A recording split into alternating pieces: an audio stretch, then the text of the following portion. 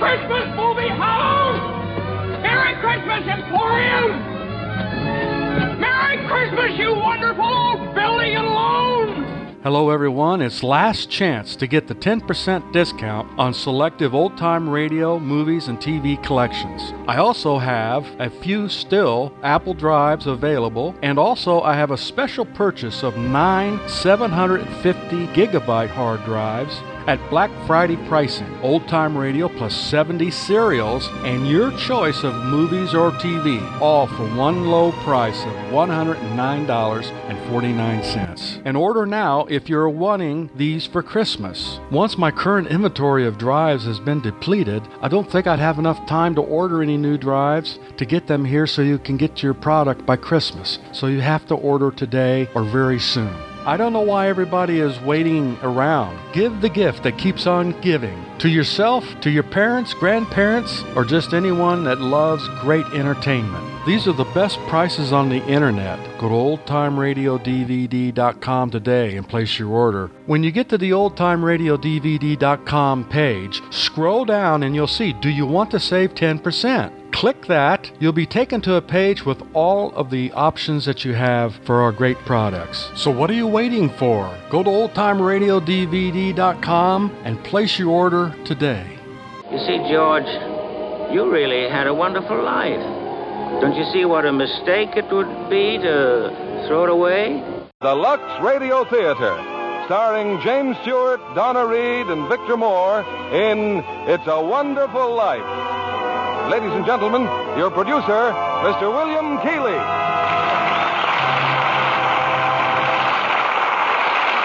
Greetings from Hollywood, ladies and gentlemen. Tonight we bring you one of the season's most inspiring hits, a Liberty Films production that's been nominated for the highest screen award. Yes, It's a Wonderful Life. And we present it now with its original fine stars, Jimmy Stewart and Donna Reed. Jimmy in the role which won him a nomination for the best performance of the year. Also in our cast is starred that fine comedian, Victor Moore. It's a Wonderful Life is the drama of a typical American. Might be you, it might be me.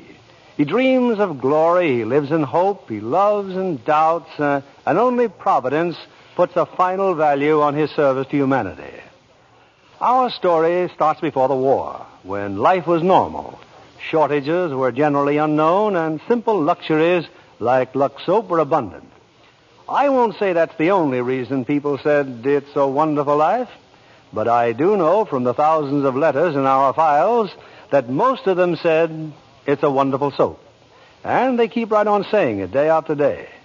In fact, the popularity of Lux soap is what makes it possible to present such entertainment as Frank Capra's great production, It's a Wonderful Life, starring Jimmy Stewart as George, Donna Reed as Mary Hatch, and Victor Moore as Clarence.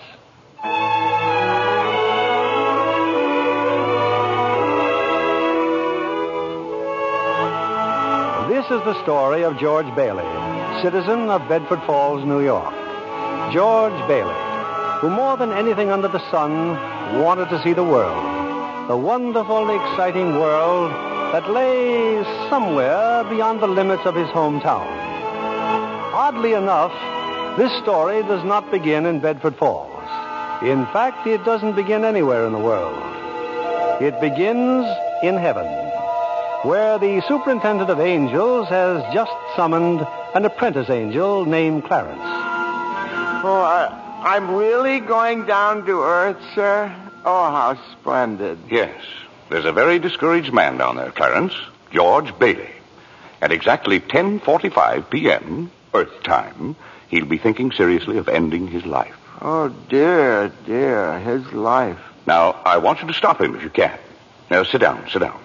I'll give you Bailey's case history.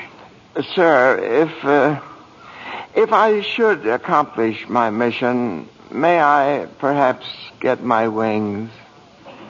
I've been waiting over 200 years now, and, well, people are beginning to talk. Clarence, what's that book? The Adventures of Tom Sawyer, sir. I was reading it when you sent for me. Oh, fine book. Excellent. Well, you do a good job on George Bailey, and we'll see about your wings. Oh, thank you, sir. Now, listen. When George Bailey was a boy, 2 events occurred that you should keep in mind. One was when his young brother, Harry, fell through the ice and almost drowned. George saved him. Brother fell through the ice. George saved him. Ever since, George has had a bad ear. All that icy water, you understand. Yeah, bad ear. Yes, sir. The other event came a few months later.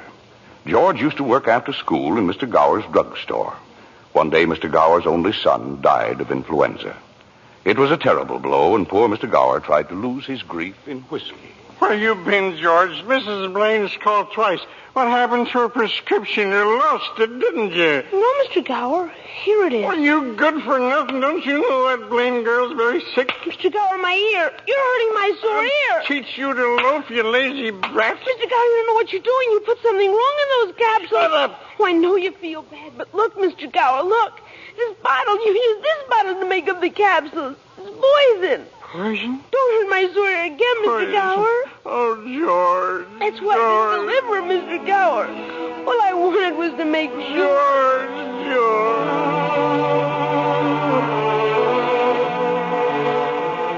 Well, Clarence, that was George Bailey as a boy.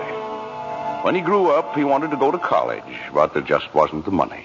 So he worked 4 years in the Building and Loan Association. Building and Loan Association? Oh, I forgot to tell you. George's father was in the building and loan business. He and George's uncle, Billy. High ideals and low bank account. Anyway, George worked for his father and saved enough to see him through the university. That summer, though, he was going to Europe. Got a job on a cattle boat. Do a little traveling before college. Boy, oh boy, it's hard to realize it. My last night in the Bailey boarding house. We're sure going to miss you, George. Oh, I'm going to miss you too, Pop. Hey, what's the matter? You look tired. Oh, I had another tussle with old Henry Potter today. I thought when you put him on the board of directors, he'd ease up. Oh, so did I. I just can't understand a man like Mr. Potter. He can't begin to spend all the money he I has. guess Potter owns about everything he wants in Bedford Falls except our building and loan. That's why he hates us. Hey, George, can I borrow your tuxedo studs? Yeah, help yourself, Harry. Well, where are they? In your suitcase? I'm not taking a tuxedo on a cattle boat, you know. Say, where'd you get that suitcase anyway? Oh, Mr. Gower, going away present. And one of these days you're going to see that bag all covered with travel labels. Italy, Baghdad, Samarkand. Gonna have a pretty full summer, eh? I'm going to have a pretty full life. Hey, why don't you come to the dance tonight? Why, I'd be bored to death. Well, you couldn't want a better death. Lots of pretty girls. Hey, I got to hurry. I wish we could send Harry to college with you, George. No, we've got that all figured out now, Pop. He'll take over my job at the building and loan and work 4 years like I did, and then he'll go. Oh, he's pretty young for that job. Well, no younger than I was. Maybe you were born older, George. Huh? George, when you get out of college, I don't suppose you'd come back to the building and loan. Oh, no, Pop, I just couldn't. I couldn't face being cooped up the rest of my life in a shabby little office. I'm sorry, Pop. Now, I didn't mean that, but it's just this business of nickels and dimes. I'd go crazy. I want to do something big, something important. Well, in a small way, we are doing something important, George. In that shabby little office, we help people figure out how they can own their own homes. I know, Pop. I just wish I felt that but I just feel like if I didn't get away, I'd bust. You're right, boy. You get yourself an education, then get out of here. Oh, Pop, you want a shock? I think you're a pretty great guy. Well, thanks, George. I'm glad to hear it. Look, why don't you go on over to Harry's dance? You'd have a good time. Well, I don't know. Maybe I will drop in. Yeah, maybe I will at that. So, George Bailey went to a dance. Is that important, Joseph? Why, it was at the dance he met Mary Hatch. Oh. And 3 hours later, he was walking her home. George and Mary were feeling pretty good, Clarence. As a matter of fact, wonderful. Buffalo girl, can't you come out tonight? Can't you come out tonight? Can't you come out tonight? Buffalo girl, can't you come out tonight? And dance by the light of the moon. Hot dog, oh boy, just like an organ. At least. Hey, you know something? If it wasn't me talking, I'd say you were the prettiest girl in town. Well, why don't you say it? I don't know, maybe I will. Hey, how old are you anyway? 18. 18? Too young or too old? No, it's just right. It sort of fits you. Hey, look where we are. Oh, the old Granville house. Yeah, I got to throw a rock. Oh, no, don't. I love that old house. Well, no, don't you know about deserted houses? You make a wish and then throw a rock. George, but it was such a lovely old place. I wish I lived there. In there? I wouldn't live in it as a ghost. Oh, watch. Watch this. Here we go. How about it, huh? Pretty good shot, huh? Broke a window, huh? What'd you wish, George? Oh, I don't know. Not just one wish, a whole hatful. Mary, I'm shaking the dust of this crummy little town off my feet, and I'm going to see the world. Italy, Greece, the Parthenon, the Colosseum. And then I'm coming back here and go to college and see what they know. And then I'm going to build things. I'm going to build airfields and skyscrapers 100 stories high and bridges a mile long. And then I'm going to... Hey, Mary. What is it you want? What do you want, huh? You want the moon? All you got to do is just say the word now. Okay. The moon, I'll take it. Then what? Then what? Well, then you could swallow it. And it'd dissolve like an aspirin, you know. And the moonbeams would shoot out of your fingers and the ends of your hair. And you think I'm talking too much? Yes, why don't you kiss her instead of talking her to death? How's that? Youth is wasted on the wrong people. Why, hey, just a minute, mister. Hey, you come back here. I'll show you some kissing if you want to. George! Hey, Uncle Billy, look here. I'm going to kiss Mary. Watch. George, get in the car quick. Your father's had a stroke. What? George, Father's had... get in, hurry.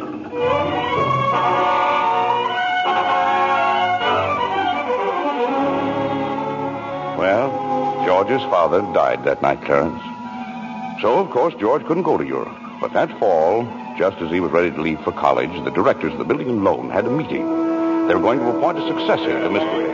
What was that you said, Mr. Potter? I said as long as Peter Bailey's dead, let's dissolve the building and loan. We don't need it. No, wait a minute. Oh, you wait a minute.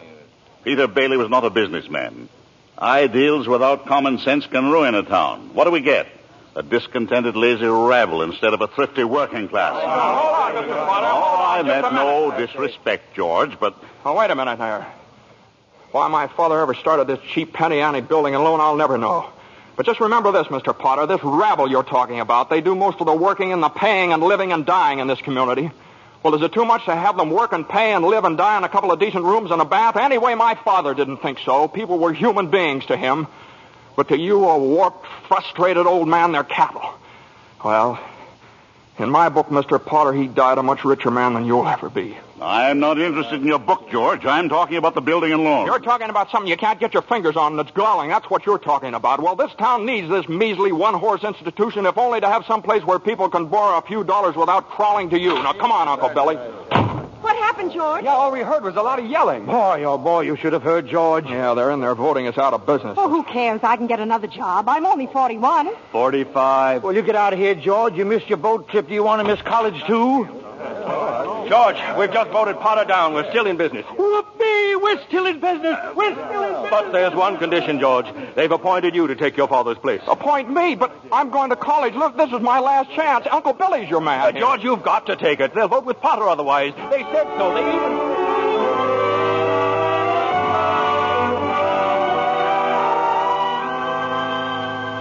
I know George Bailey didn't go to college. That's right, Clarence. He gave his college money to Harry.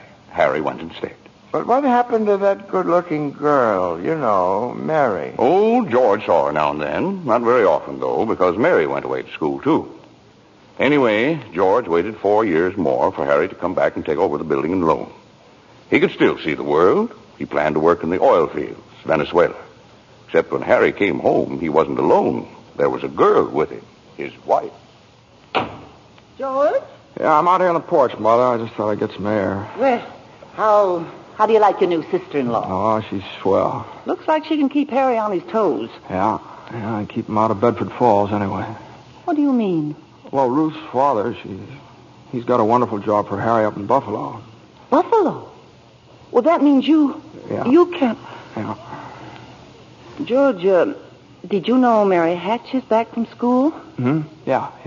Nice girl, Mary. Mm-hmm. Oh, stop grunting. Mm-hmm. Give me one good reason why you shouldn't call on Mary. Well, Sam Wainwright. Sam's crazy about Mary. Well, she's not crazy about him. Well, now, how do you know that? Did she discuss it with you? Besides, Sam's away in New York. Oh, and all's fair in love and war. I see.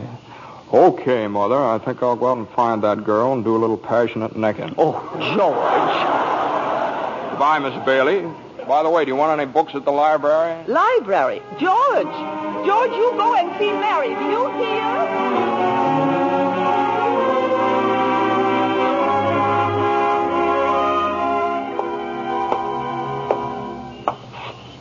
George, is that you out there? Hello, Mary. Well, are you coming in? I just happened to be passing by here. Oh, I thought you were picketing. Have you made up your mind? How's that? Have you made up your mind? About what? About coming in. Your mother just phoned. She said you were coming over. My mother just phoned. What does she mean, Carla? I just happened to be passing by, that's all. I didn't... Well? Well, I'll come in for a minute, but I didn't tell anybody I was coming here. You fella can't go out for a walk nowadays without you. When'd you get back? Tuesday. Where'd you get that dress? Do you like it? It's all right. Well, no point standing here on the porch. Come on in. I still can't understand it. I didn't tell anybody I was coming here, you know. Would you rather leave? Well, no, I don't want to be rude. Sit down for a while. It's nice about your brother and Ruth, isn't it? Yeah. That's all right. Don't you like her? Well, of course I like her. She's a peach. Oh, just marriage in general you're not enthusiastic about, hmm? No. Marriage is all right for a lot of people. It's all right for Harry and Sam Wainwright and you. For Sam? Harry? It's George Bailey, Mother. What's he want? I don't know. What do you want? Me? Not a thing.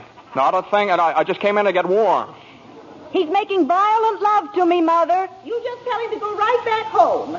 Sam said he'd call you tonight from New York, didn't he? I guess so. How about some music? Your mother needs... I didn't come here to... What did you come here for, then? I don't know. You're supposed to be the one with all the answers. You tell me. Oh, why don't you go home? I don't know why I came here in the first place. Good night. Good night. Mary, go home, Mary. Okay, the way you're shouting, you'd think that... You'd think what? Mary. All right, I'll get it. George, on your way out, would you mind turning off the phonograph? I'd be very happy to. Doggone crazy song. Hello? Sam? Mary, gee, it's good to hear your voice. How are you, Sam? I forgot my hat. Hee-haw. What? Oh, I was just talking to an old friend of yours, George Bailey. Oh, Mossback George? Old Mossback George. Well, put him on. I'll talk to him, too. Wait a second. George. He doesn't want to speak to George. He does so. He asked for him. Why'd you call me? Because if I'm in a hurry. Sam wants to talk to you. Oh. Hiya, Sam. Hey, fine pal you are, trying to steal my girl. What do you mean? Nobody's trying to steal anybody's girl. Here, Mary, take the... No. Wait, George. I want to speak to you both. Tell Mary to get in the extension upstairs. He says for you to get on the extension upstairs. I can't. Mother's on the extension. We can both hear, George. Just put your head a little closer. What? There, that's better. We're listening, Sam. Well, I have a big deal coming up that's going to make us all rich. George, you remember that time you told me about making plastics out of soybeans? Soybeans? Yeah. Soybeans, yeah. Well, my father's checked into it, George, see? And now he's going to put up a factory. How do you like that? A factory, huh? And here's the point, George. I may have a job for you unless you're still married to that broken-down building and loan. Oh, Mary? I'm here. You tell that guy I'm giving him a chance of a lifetime. Do you hear? He says it's the chance of a lifetime. And give me that phone. Here's George again, Sam. George. Now, you listen to me, Mary. I don't want any plastics, and I don't want any job, and I don't want to get married ever to anyone. Do you understand that? I want to do what I want to do, and you're not going to trick me. And you're... Mary. George. Mary. Oh, Mary, darling, I love you, Mary.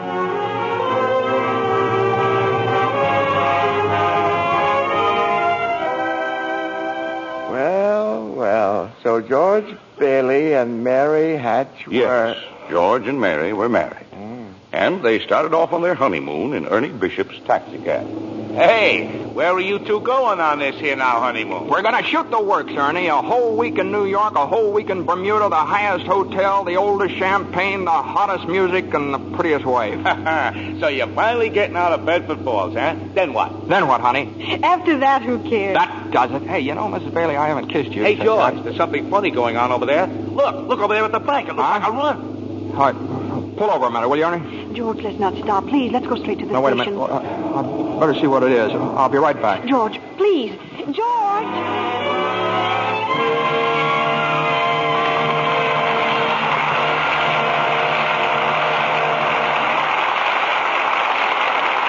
In a few moments, we'll return with the second act of It's a Wonderful Life, starring James Stewart, Donna Reed, and Victor Moore.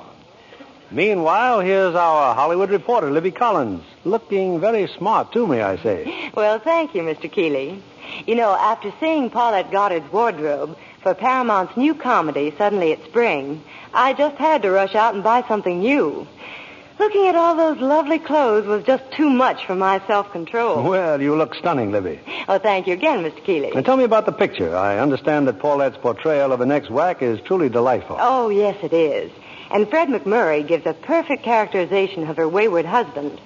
Between the two of them, Suddenly It's Spring is a high-spirited comedy with emphasis on the romantic side. Well, naturally. But really, Mr. Keeley, that wardrobe of Miss Goddard certainly will make clothes-conscious girls sit up and take notice. I'll bet you think so, too, Mr. Kennedy. Well, Libby, men seldom know much about styles. Well, what I notice about a dress is the general effect when a woman wears it. Some girls always seem to have that right on the beam look. You know what I mean. Well, I think what you have in mind, Mr. Kennedy, is good grooming. Screen stars certainly put great emphasis on it. A perfect hairdo, fresh, beautifully cared-for skin. Those are essentials. That must be the reason Lux toilet soap continues to be a studio standby, no matter how often other styles change. Well, that's what Miss Goddard told me. She says her beauty facials are so quick and easy and work so well. She's never without a supply of Lux toilet soap. I can depend on it for daily complexion care, she said. I wish you'd tell the ladies in our audience how easy these Lux soap facials are, Libby. Well, here's what Paulette Goddard does. She says, I cover my face with the fragrant Lux soap lather and work it well in. I rinse with warm water, then cold, and use a soft towel to pat my skin dry. Gives skin quick new beauty, she says. Daily Lux soap facials do make skin lovelier. Recent tests by skin specialists proved it. In 3 out of 4 cases, complexions became softer and smoother in just a short time. A lovely Lux complexion makes a woman so attractive. I wish every girl who hasn't tried Lux toilet soap would begin using it tomorrow. That's sound advice, Libby. When 9 out of 10 screen stars recommend a beauty soap, you know it has to be good. So why not try Lux toilet soap, Hollywood's own complexion soap? We pause now for station identification. This is CBS, the Columbia Broadcasting System.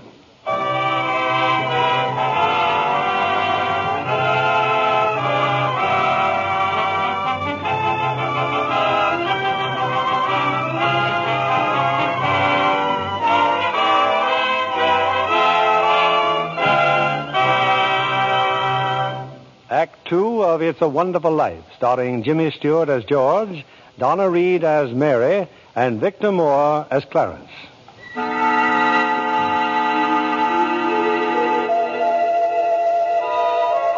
Well, we're back in heaven again, where the superintendent of angels is reviewing the case history of a mortal named George Bailey. Clarence, the apprentice angel, is very eager to depart on his mission to the earth. Poor George Bailey. Oh, he's certainly in desperate trouble, Joseph. I'll go to him at once. Now, you sit down, Clarence. Sit down. We're nowhere near the point where George Bailey's thinking of taking his life. We're not? Now, where were we? Yes. George and Mary had just started out on their honeymoon when they ran smack into the financial panic of 1932. In the waiting room of the building and loan, 100 frantic people were clamoring for their safety. Hey, what's going on, Uncle Billy? What's happened? All those people out there. This is a pickle, George. All I know is the bank called our loan an hour ago. I had to hand over all our cash. Holy mackerel. Whole town's gone crazy. Bank's in the same spot we are. Our charter, too. What about our charter? Our charter says we have to stay open until 6 p.m. The state can take away our license if we don't. How can we stay open till 6 without any money? George, where are you going? Out to talk to those people. Come on. Now, please. Now, please, folks. Now, just a minute. Just a minute. Now, please. How about our money, George? Where's our money? Now, come on. Now, please. Now, wait a minute. Now, listen to me. Now, you're thinking of this place all wrong. Your money's not here. Wait a minute. Now, let me tell you. Let me tell you, your money's in people's houses. In the Kennedy house, and the McLaren house, and in your house, and 100 others. Now, what are you going to do? Foreclose on them? I got $240 in shares. Now, let me have it. All right, Charlie. Now, you'll get your money in 60 days. 60 days? Well, now, look, that's what you agreed on when you bought your shares. I got my money. Old man Potter's taking over the bank. He'll pay you 50 cents on every dollar. Then let's take our shares to Potter. Half is better than nothing. Now, wait a minute, please, folks. I beg of you not to do this. If Potter gets hold of your shares, he'll be owning this building and loan. And he's got the bank, he's got the bus line, he's got the department stores, and now he's after us because he wants to keep you living in his shacks and paying the kind of rent he decides to charge. Now, we can get through this thing all right, but we've got to stick together. We've got to have faith in each other. My husband's out of work. We need money. I've got doctor bills to pay. I can't feed my kids on save. How much do you need? We still got some money. Hey, Mary. Here it is, George. You told me to hold on to it. Would have made a nice honeymoon. Bought furniture, too. Hey, now, wait a minute, folks. Listen. I've got $2,000. All right, Charlie, how much do you need? $240. No, Charlie, now listen, just enough to tide you over. I said $240. Okay. Uncle Billy, give Charlie $240. All right, Ed. Now, how much just to get by? Oh, $20, I suppose. Now you're talking. Now, Mrs. Thompson, how about you? $20 will do me. Good. $20. Uncle Billy? Good. Pay it back when you can now. Pay it back when you can. All right. Who's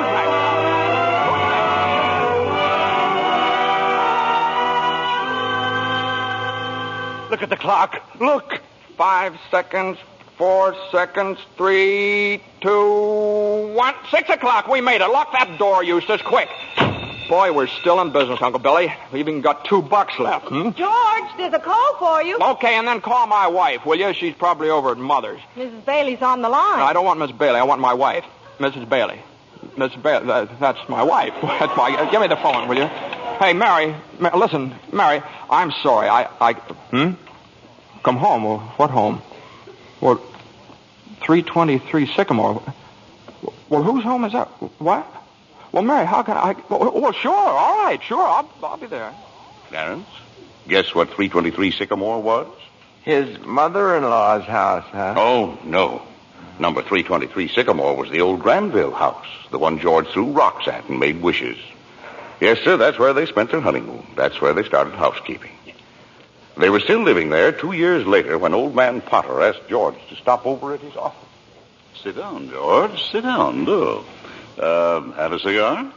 Well, thank you, sir. George, you're a young man, married, making, say, $40 a week at the building and loan. 45. 45.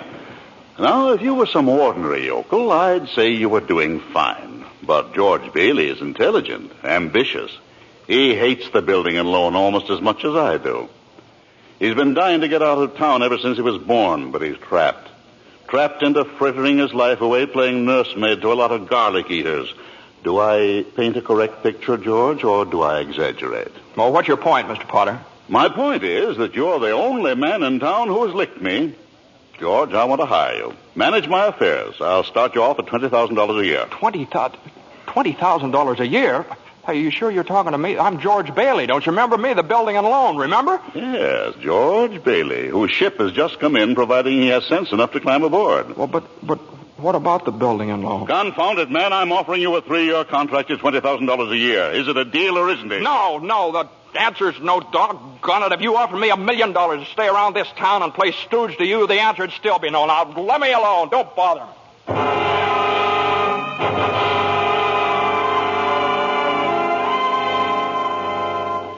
George, what did Mr. Potter want? Oh, it's nothing. He just talk. It's nothing. Oh, gee. Mary Hatch. Mary, why in the world did you ever marry a guy like me anyway? To keep from being an old maid. I was going to see the world. I was going to build things. I was going to give you the moon. What have I given you? Not even a new dress, not for months. Gee whiz, I feel awful. So do I. Mornings especially. I could have married Sam Wainwright, anybody else in town. I didn't want to marry anybody else. And I want my baby to look like you. No, you didn't even have a honeymoon, and I promised you that you what? My baby. You be... Hey, Mary, you mean you're on the nest?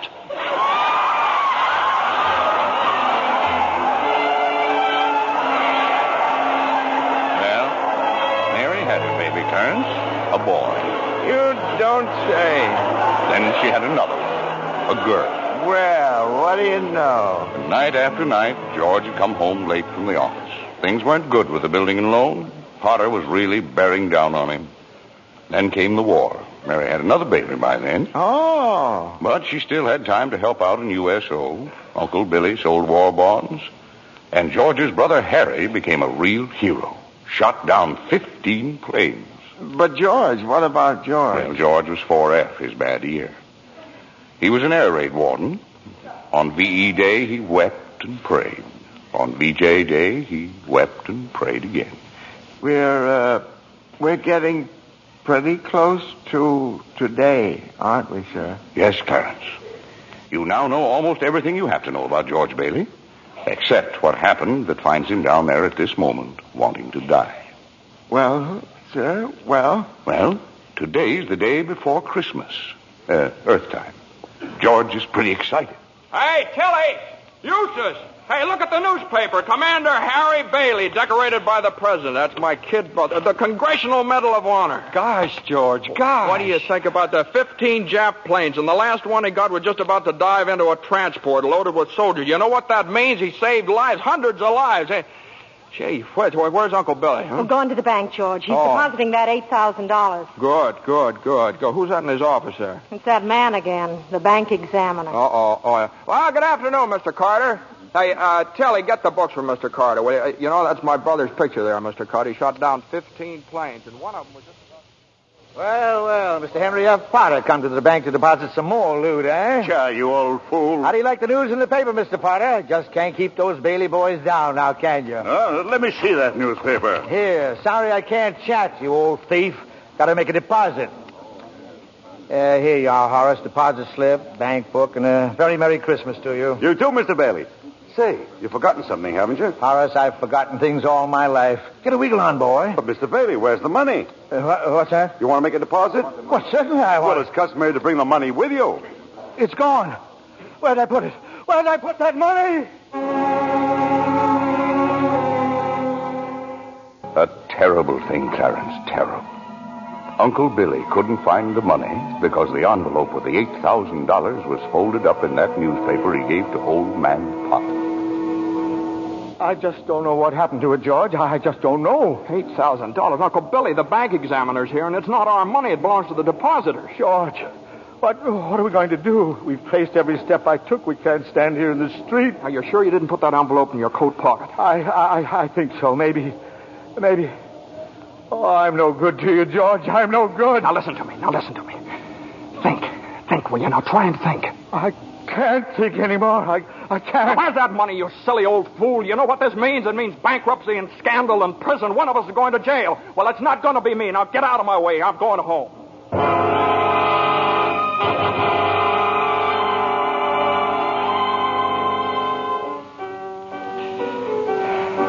George, dear, what's wrong? You haven't said a word since you came home. Oh, well, that banging on that piano. Does she have to just keep playing that same piece over and over and over and over again? I have to practice for the Christmas party, Daddy.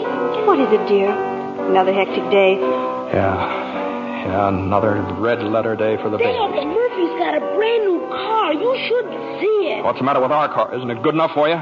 I'm sorry, Dad. I only... Run upstairs, Petey. See if Zuzu's all right. Okay, Mom. Now, what do you mean? What to see if Zuzu's all right? What do you mean? Oh, she caught a little cold coming home from school. She didn't button up her coat. Well, what is it? What do you mean, just a cold? George, the doctor said it was nothing serious. Was the doctor here? Well, I thought he'd better look at her. It's this old drafty house. It's no wonder we don't all have pneumonia. Might as well be living in a refrigerator. Why'd we have to live here in the first place and stay around this measly, crummy old town?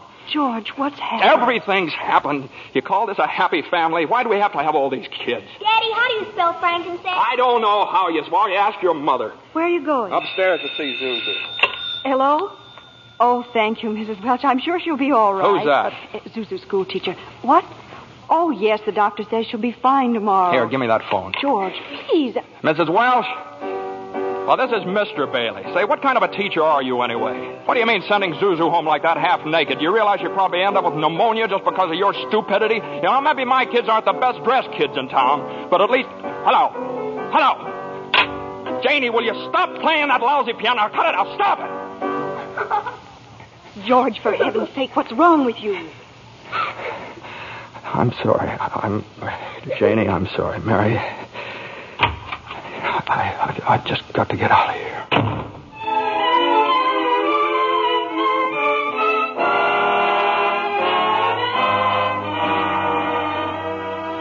So that's it, George. You're short $8,000 in your accounts, eh? Oh, please, Mr. Potter, I'll pay any sort of a bonus if you still want the building and loan. You say it was lost. Have you notified the police? No, sir, I haven't done that yet. Harry's home. Oh, I come to me. What about your good friend, Sam Wainwright? I can't get a hold of him. He's in Europe.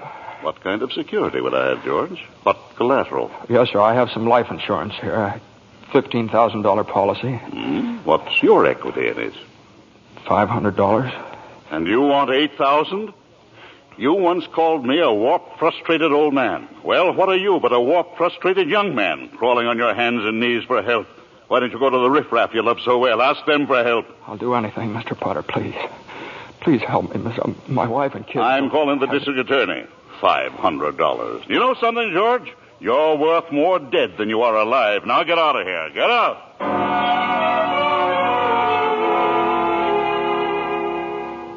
And all the time, Potter had the $8,000 in his desk drawer. It's still there, Clarence. But where's George, sir? Where? Well, he went over to Martini's Cafe. He's had a couple of drinks, Clarence. He's just standing there, sort of in a daze. Oh, God. Oh, God, dear Father in heaven, I'm not a praying man, but if you're up there and you can hear me, please show me the way. I'm at the end of my rope. Show me the way, God. Mr. Bailey, you all right? Don't drink anymore, Mr. Bailey. Please, you don't feel good. Bailey? Did you say Bailey? Which Bailey? This gentleman is Mr. Bailey, George Bailey. George Bailey, huh? And the next time you talk to my wife like that, she'll get worse. It isn't enough she slaves teaching your stupid kids how to read and write. You got to ball them You out. get out of here, Mr. Welch. You hit my best friend. Get out. All right, all right. Mr. Bailey, you okay? Who's that? Mr. Welch, but don't worry. He don't come in this place no more. I'll get something for your face. It's bleeding. I'm all right. Please don't go away, Mr. Bailey. Please don't go away.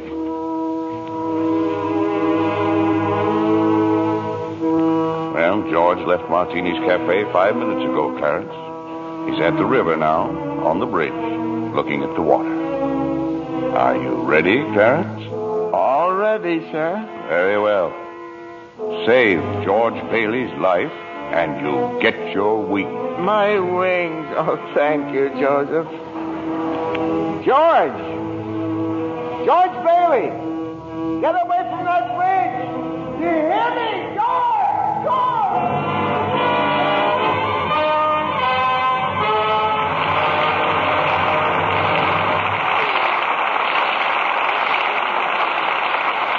In just a moment, we'll bring you Act 3 of It's a Wonderful Life, starring Jimmy Stewart, Donna Reed, and Victor Moore. The popular theory about beautiful blondes is that they're content to be merely decorative. Our lovely guest tonight, Miss Susan Blanchard, completely disproves that idea. Besides being a hard-working Fox starlet, Susan, I understand you're a wonderful cook. I really love housekeeping, Mr. Keeley. But most of all, I enjoy the training I get at the studio. It's work, but it's fun, too. You're an Easterner, aren't you, Susan? Yes, a native New Yorker. I thought so. It was the Broadway theater that inspired me to think of show business as a career. Well, that's interesting. I used to save my allowance and go to every play I could. One of my favorite actresses was Jane Wyatt. Uh-huh. Imagine, Mr. Keeley, what a thrill it was for me to meet her right here in Hollywood. Jane Wyatt's latest picture, Boomerang, was made in the East, I understand. Yes. But she and Dana Andrews, who stars in Boomerang with her, were in Hollywood to see a studio showing of the picture. Oh, I see. Jane Wyatt is my ideal of a stage and screen star. So talented and so lovely to look at. Just as lovely in real life, too. She is indeed. It wasn't long before I discovered that she's as keen about Lux toilet soap for beauty care as I am. You know, I'm a Lux girl, too. We're glad to hear you say that, Miss Blanchard, because that's a very beautiful Lux complexion I see before me. Just right for blue eyes and ash blonde hair. Thank you, Mr. Kennedy. Any girl in pictures is delighted to find out about Lux toilet soap as a beauty care. Active lather facials are so quick and easy, and they really make a difference in your skin. Thousands of busy, attractive women have discovered that, Miss Blanchard. Daily Lux Soap Complexion Care does make skin lovelier. Otherwise, it wouldn't be the choice of 9 out of 10 screen stars. Lux toilet soap is all-around beauty care for me. I use it as a bath soap, too. It has such delightful perfume, leaves a lovely fragrance on the skin. Thank you, Miss Susan Blanchard. I hope our audience will be seeing that lovely Lux complexion of yours in a screen close-up one of these days. Now, back to our producer, William Keeley. Act 3 of It's a Wonderful Life, starring Jimmy Stewart, Donna Reed, and Victor Moore.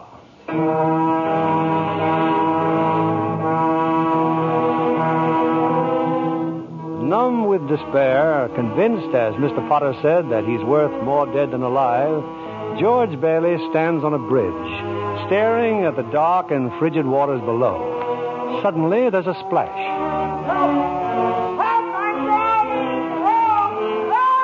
No, that's not George. It's Clarence, the apprentice angel.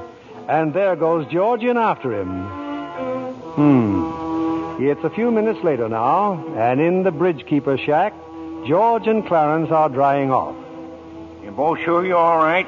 You want a doctor? No, I'm all right. Oh, I'm fine. This underwear, I didn't have time to get anything more stylish. My wife gave me this on my last birthday. I passed away in it. You what, mister? I see Tom Sawyer is drying out, too. Who? My book. I left in such a hurry, I brought Tom Sawyer with me. Hey, how'd you happen to fall in? Oh, I jumped in. I jumped in to save you. Jumped in to save me? Well, I did, didn't I? You didn't go through with it, did you? Go through with what? Suicide. Hey, it's against the law to commit suicide around here. Yeah, it's against the law where I come from, too. Where do you come from? Heaven. Oh, that's very fine. Your lips bleeding. Yeah, I got a bust in the jaw in answer to a prayer. Oh, no, George. I'm the answer to your prayer. Hey, how'd you know my name? Oh, I know all about you. Well, who are you supposed to be, anyway? Clarence Oddbody, AS2. Clarence Oddbody. What's the AS2 for? Angel, second class. Hey, I'm getting out of here. You may not need a doctor, but I do. Cheerio, my good man. Hey, look here. Why'd you want to save me? Because I'm your guardian angel, George. Oh, I see. Uh-huh. Well, you look like about the kind of an angel I'd get. What happened to your wings? Well, I haven't won my wings yet. That's why I'm an angel, second class. Oh, I see. But you can help me earn them, George, by letting me help you. Oh, don't happen to have $8,000 on you, do you? Oh, no. We don't use money in heaven. Oh, that's right. Yeah, I keep forgetting. I see. Comes in pretty handy down here, bub. Oh, tut. Of course, I found it out a little late. You know, I'm worth more dead than alive. You mustn't talk like that. Joseph will never give me my wings if you keep feeling that way. You just don't realize what you've done for your folks. Why, if it hadn't been for you... Yes, if it hadn't been for me, everybody would be better off. My wife and my kids and my friends. Oh, this is not going to be easy. And I'll be better off if I hadn't been born. What did you say? I said I wish I'd never been born. George, that's wonderful. It's wonderful. What? The idea you just gave me. Well, you got your wish. You've never been born. I've never been born? Exactly. No worries, no $8,000 to get, nothing. You simply don't exist.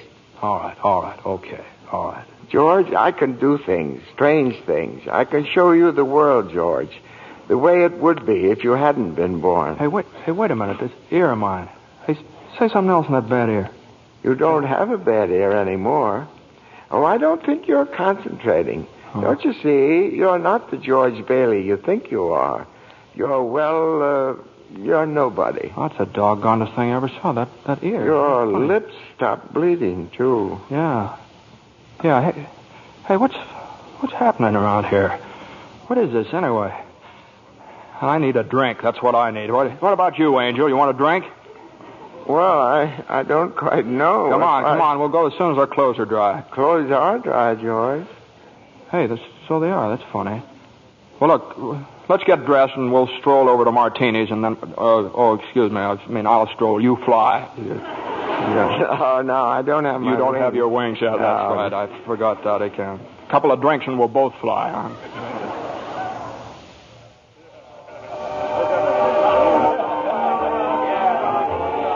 What'll you have, fellas? Hey, where's the boss? Where's Martini? Look, wise guy, I'm the boss, see? Okay, well, double scotch, quick, will you? What's yours?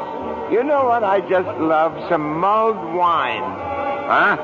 Heavy on the cinnamon and light on the cloves. Off with you, my lad, and lively now. Now cut it out. Oh, come on, just give him the same as I ordered. He's okay. Two double scotch. What about this place? It's all changed. All of Bedford Falls has changed. You're having your wish, George. You've never been born. Oh, there'll be lots of things you've never seen before. Oh, good. Somebody just made it. Made what? Every time a bell rings, it means some angel's got his wings. What'd you say? Look, Clarence, I don't think you better talk about angels around here. Don't they believe in angels? Oh, yeah, they believe in them, but it's just a little But then thing. why should people be surprised when they see one? Don't mind him, bartender. He's just a little fella. He just never grew up. And how old are you anyway, Clarence? Well, next May, I'll be 293. That does it. A couple of pixies, huh? Go on, get you. Hear me, get. Where's Martini? Will you Stop asking about Martini. Ain't here any... Hey, you. Rummy, didn't I tell you never to come panhandling around here? George, look. Hey, it's Mr. Gower. Mr. Gower. Listen, Mr. Gower, don't you know me? This is George Bailey. You buy me a drink, mister? Just one drink, will you, mister? Pinky! Yeah, Nick. Throw the rummy out. Oh, no, please. Hey, bartender, that's Mr. Gower, the druggist. That rumhead spent 20 years in jail for poisoning some kid. If you knew him, you must be a jailbird yourself. Pinky, here's two more. Get him out of here. Get up, George. Good thing he threw us in a snowbank, huh? Where's Mr. Gower? Mr. Gower doesn't know you, George. You see, you weren't there to stop him from putting poison into that prescription. What do you mean I wasn't there? Look, tell me, what are you? Are you a hypnotist? George. Look, why am I seeing all these strange things here? Don't you understand? It's because you were not born. Well, if I wasn't born, then who am I? Nobody. You have no identity. Well, what do you mean I have no identity? No papers, no driver's license, no 4F card, no insurance policy. Zuzu's bell. What? Zuzu's bell. I bought my little girl a bell to hang on the Christmas tree, and I forgot to give it to her. I've got it in my...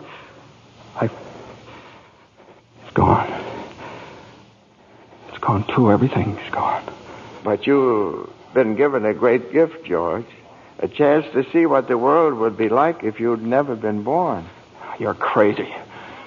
You're crazy as a bedbug, and you're driving me crazy, too. Now, look, I'm going home to my wife and family. Do you understand that? And I'm going home alone. Better not leave him alone, Clarence. Keep following him. Joseph, I'll stay near him, sir. Poor George. He's seeing Main Street now the way it'd be if he hadn't lived. The thing that's really shocked him, sir, is the building and loan office. Know what's there now? Pawn shop. What's he doing? Can you see? He's talking to Ernie Bishop, the taxi driver. He wants to go home. You better tag along, Clarence. Oh, I will, sir. I will. Come on, step on it, will you, Ernie? Get me home. I'm off my nut. Where do you live, buddy? Oh, now, doggone it, Ernie. Don't you start pulling that stuff on me. 323 Sycamore. 323 Sycamore? Yeah, hurry up, for the Zuzu's sake. Okay, buddy. Hey, look, Ernie, I don't know what's happened. I'm going crazy or something. I got some bad liquor. Now, look, tell me this now. You're Ernie Bishop, right? And you live with your wife and kid down... You seen my wife? What do you mean? I've seen your wife. I've been in your house 100 times. What do you... We built it for you, didn't we? My wife took the kid and ran away 5 years ago, and I ain't never seen you before in my life, see? Okay, Ernie, okay. Just step on it. Get me home.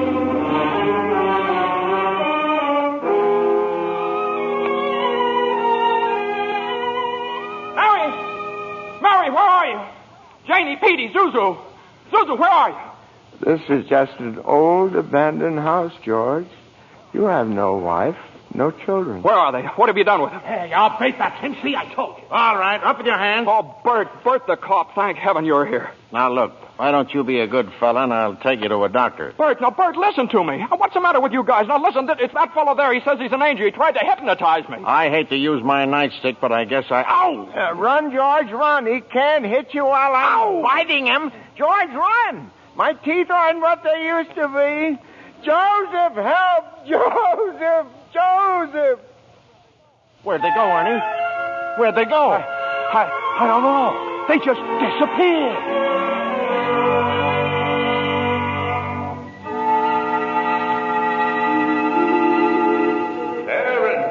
Oh, Joseph, I hope you don't mind my calling on you like I did. It was very irregular, Clarence. You're by yourself again. Where's George? He's at his mother's house, sir. Well, if George hasn't been born, he has no mother. Oh, he's being very stubborn, sir. He'll just have to find these things out for himself. But his mother, that's a terribly bitter blow to a man, his own mother not knowing him. You mean I shouldn't have let him... I mean you better find him right away. Oh, and stop fighting policemen, Clarence. I'm here again, George. My own mother didn't know me. If only Harry were here. My brother were only back from Washington. Your brother fell through the ice and was drowned at the age of 9. Well, that's a lie. He got the Congressional Medal of Honor. He saved the lives of every man on that transport. Every man on that transport died. Strange, isn't it? Each man's life touches so many other lives. Harry wasn't there to save them because you weren't there to save Harry. Don't you see, George? You really had a wonderful life. Don't you see what a mistake it would be to throw it away? Clarence? Yes? Where's Mary? Please, where's my wife? I'm not supposed to tell. Tell me where she is. You're not going to like it, George. Where is she? I'll choke it out of you if I have to. Where's my wife? The library. She works there. She's just about to lock up for the night. So George, come back. Oh, there must be some easier way for me to get my wings. Mary. I'm sorry, the library's closed. Mary, it's George. Don't you know me? No, I don't know you. Let me go. Mary, please, don't do this to me. Mary, please, help me. Help me. Where are our kids? Mary, I need you, Mary. Get please. away from me. Help! Help me, Mary. I'm George. Mary.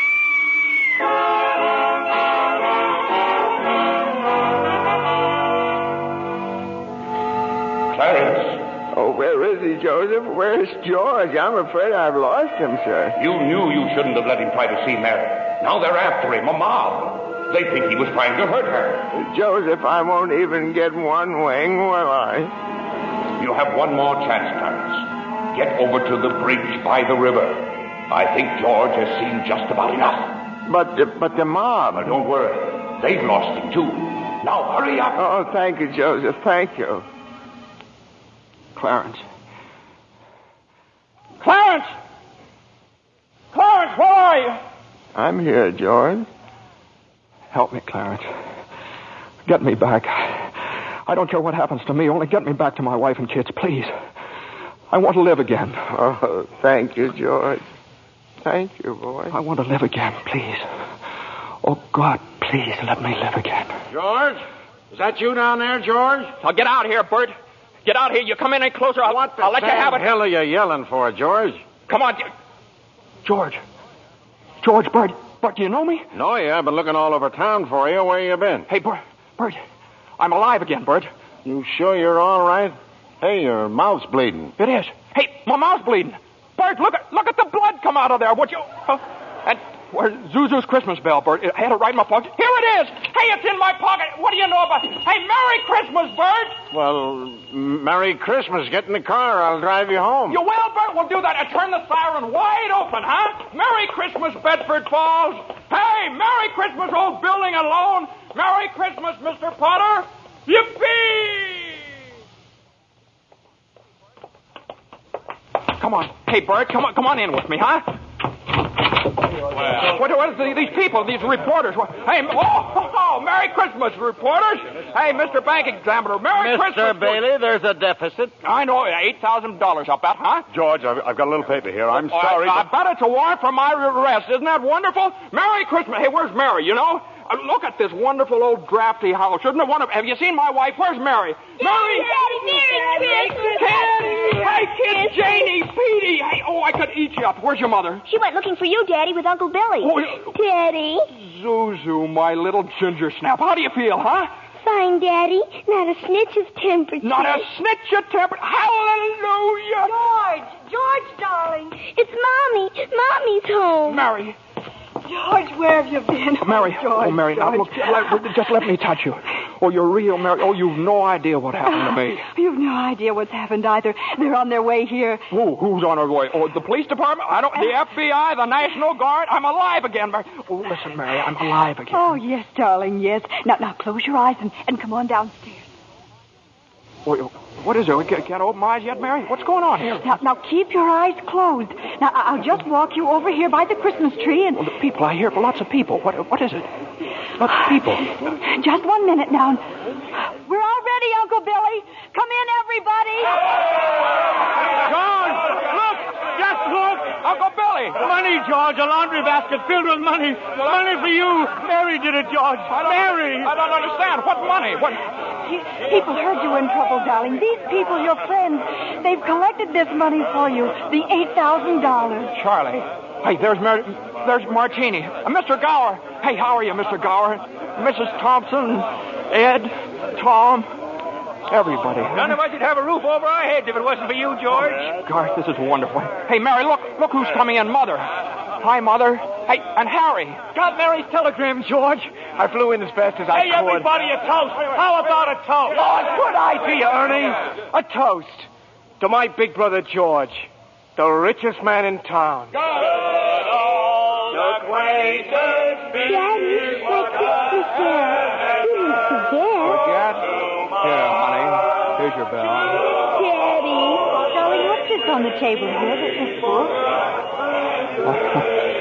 The Adventures of Tom Sawyer. Look, there's something written in it. Dear George, remember no man is a failure who has friends. Thanks for the wings. Love, Clarence. Clarence? Yeah, he's a very dear friend of mine. Daddy, Mrs. Wells says every time a bell rings, an angel gets his wings. That's right, Zuzu. That's right. That's right. Attaboy, Clarence. Attaboy, Clarence. Happy landing.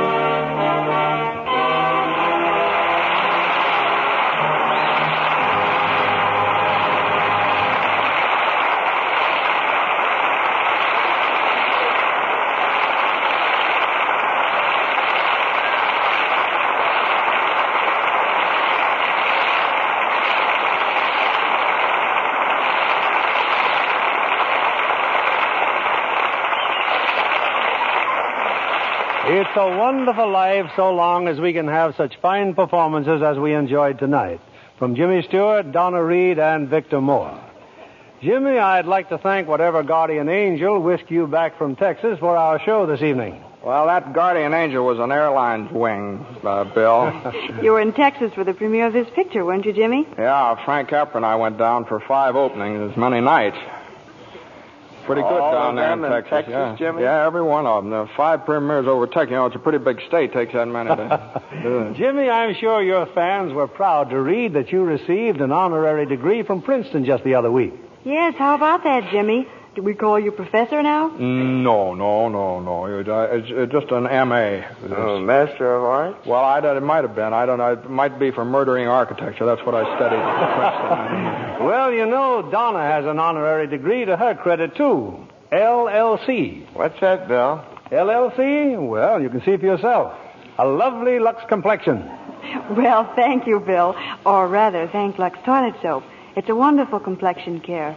I use it faithfully. With wonderful results, I see. What's happening next Monday night on Lux, Bill? Next week, we have another of the season's most successful films. It's 20th Century Fox's thrilling screen hit, Leave Her to Heaven. with lovely Jean Tierney, and a star who appears in answer to literally hundreds of requests, Cornell Wilde. Based on the best-selling novel of the same name, Leave Her to Heaven is the strange, dramatic story of a woman whose twisted mind and fiendish jealousy drive her to any lengths to hold the man she loves. Now, that ought to make great listening, Bill. I wouldn't miss it for anything. Good night. Good night, and thanks a million.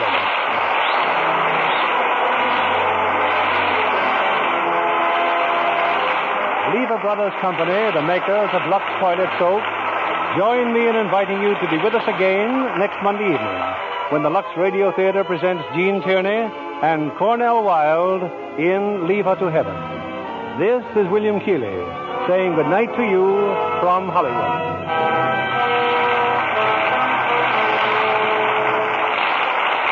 Here's a sure way to save on your meat and grocery bills. Turn in used kitchen fats to your butcher and receive a generous price for every pound. The worldwide supply of fats is still desperately short, and every drop you save helps in the making of soap, refrigerators, and other needed items. So save and turn in your used kitchen fats. Donna Reed appeared through the courtesy of Metro-Goldwyn-Mayer, producers of The Beginning or the End, starring Brian Donlevy and Robert Walker. James Stewart will soon be seen in the Robert Riskin production for RKO, Magic Town.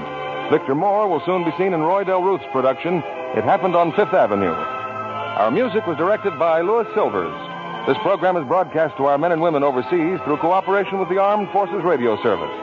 And this is your announcer, John Milton Kennedy, reminding you to tune in again next Monday night to hear Leave Her to Heaven with Jean Tierney and Cornell Wilde. Fry. When you bake and fry, or your cake and pie, it's your shortening by. Rely on Spry. Want fried foods crisp, golden, better tasting? Try Spry, the pure vegetable shortening that gives you delicious, better tasting fried foods. So digestible, too, the Spry way. Rely on Spry. S-P-R-Y. Rely on Spry. S-P-R-Y. Be sure to listen in again next Monday night to hear the Lux Radio Theater presentation of Leave Her to Heaven. This is CBS, the Columbia Broadcasting System.